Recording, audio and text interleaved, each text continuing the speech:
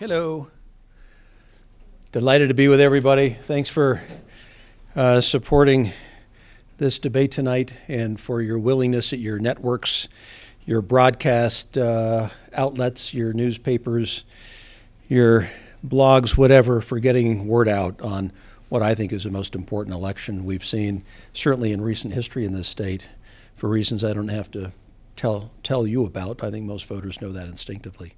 But it's a pleasure to be with you, and thank you all for playing the role that you do in the free press. So, and I see Lisa Riley Roche there. Lisa, how are you?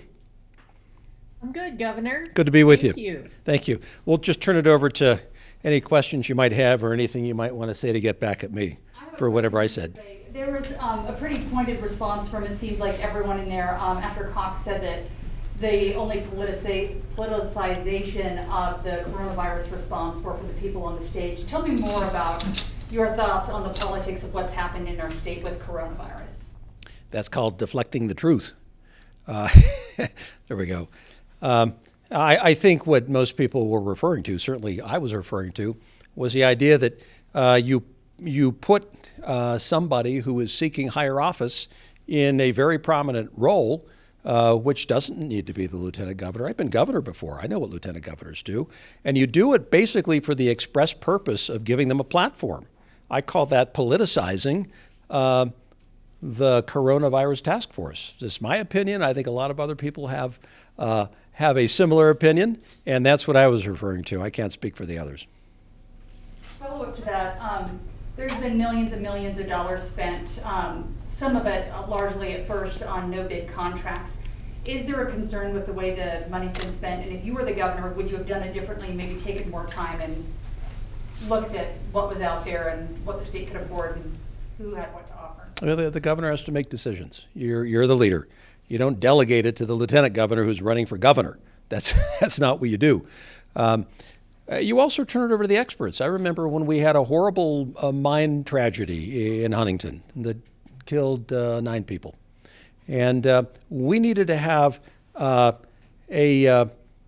completely independent approach to looking at mine safety so that people would believe our approach, that we were doing it right, and making up for some of the problems in the past that may have led to the loss of those lives. And I reached out to the candidate who I ran against for governor, Scott Matheson, just to make sure that there would be a view from the public of trust and integrity, no politics at all. And I just think that's personally, that's how I roll. You end up with the state appropriating $100+ million in various contracts. Dr. Angela Dunn argued against the anti-malarials that were ordered to the tune over time of almost $8 million. And it's the point I was trying to make. If when we turn things over to the experts, when the duly elected political leaders put folks in charge of things as sensitive and as important as the coronavirus task force, you generally want to do that with people who know something about the subject matter, who are public health experts. And I made the comparison to 1969 when we had the Hong Kong flu, which was a deadly flu. And there was no politics, and we didn't do that. The President of the United States, Lyndon Baines Johnson, got the Hong Kong flu. A member of the Apollo 8 space mission got the Hong Kong flu. We had Woodstock. I mean, life went on. And tragically, we lost people, but it was a different model. And I look at what was done then, just let the experts get out and tell us what they know and let us try to govern ourselves. I compare that to where we have been most recently.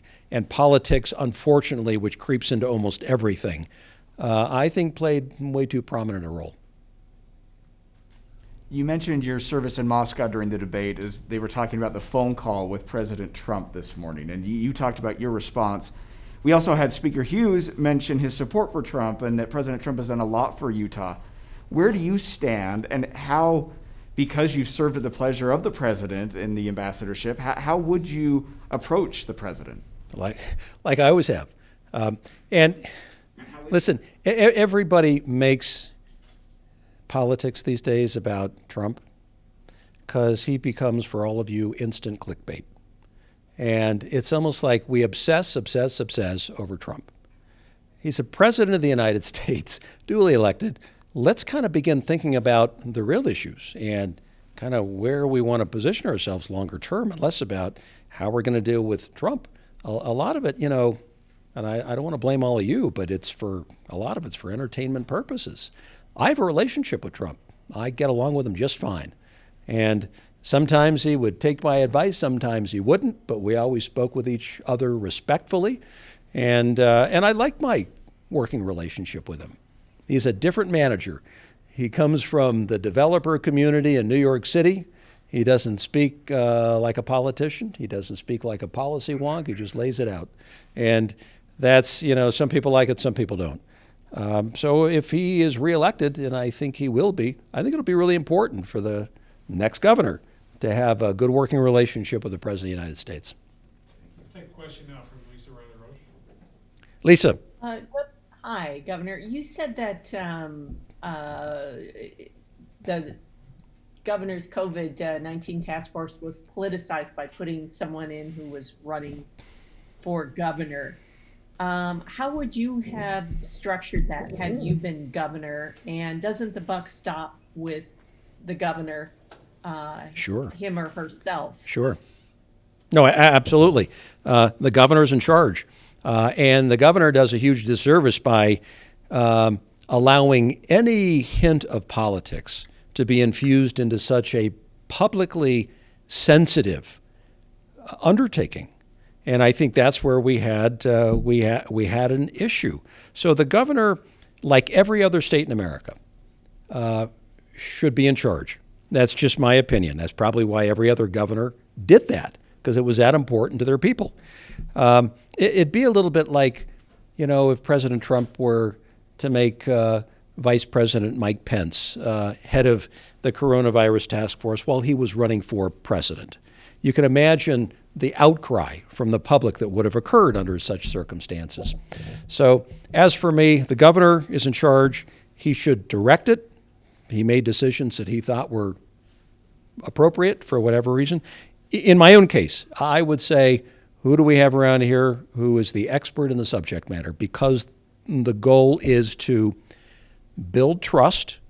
The only way you do that is by taking politics out, putting experts in, and informing the public so that they can then govern themselves. The public isn't necessarily going to buy what a politician says, but they're going to listen to what Angela Dunn has to say. And they're going to listen to what some of her colleagues have to say. They're going to listen to what Dr. Fauci has to say. And I think that's an important part of how you balance politics and professional civil servants. Other question? Can you talk to us a little bit more about the protests that turned into riots in downtown Salt Lake City? You've been watching this. What are your thoughts about what's happening here in Utah? I think a lot of people didn't expect this to happen in the state of Utah. No. I drove up State Street. I was coming back from an event up north, and I took the 6 South off-ramp and went to State Street, and then right on 4th, because I couldn't get through, I went up to South Temple. And on that drive, what I saw spray painted on public property, private property, was appalling. This was not what George Floyd and his family would appreciate, I am sure. This does no dignity to his tragic, tragic death. This is an example of lawlessness and anarchy, which should have no place in this state and in this country. I'm the first one who's going to stand up and argue for the right for people to protest. I did in Moscow to some condemnation, and I did in China. In both places, very, very sensitive operating environments. Why? Because we believe in the emancipation and the freedom of the human soul, and to be able to express through some civil society outlet their grievance That's how we roll. And I think that's always to be what we prize. But when it turns to anarchy, destruction of the house of the people, and defacing property, this doesn't do anything to further any goal by anybody. So the outgrowth of that were images that I've never seen in the state. In fact, I've never seen them anywhere outside of a war zone. Baghdad, Kabul, Humvees, Black Hawk helicopters, curfews. You grow accustomed to this kind of thing when you live in other places, but not here. And the first thought that occurred to me was, what are we doing to ensure that we preserve civil liberties so that people understand that even in this heightened state of alert, which almost approximates martial law, that they know that they're still allowed to express themselves, they're still allowed to petition, to congregate, to speak out, but in ways that are consistent with civil discourse.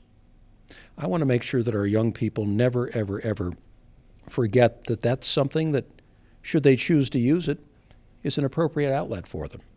But when it gets confused with anarchy, mayhem, and lawlessness, that's when the former begins to be eroded. And we can't let that happen because public protests have always been a part of our unique democracy.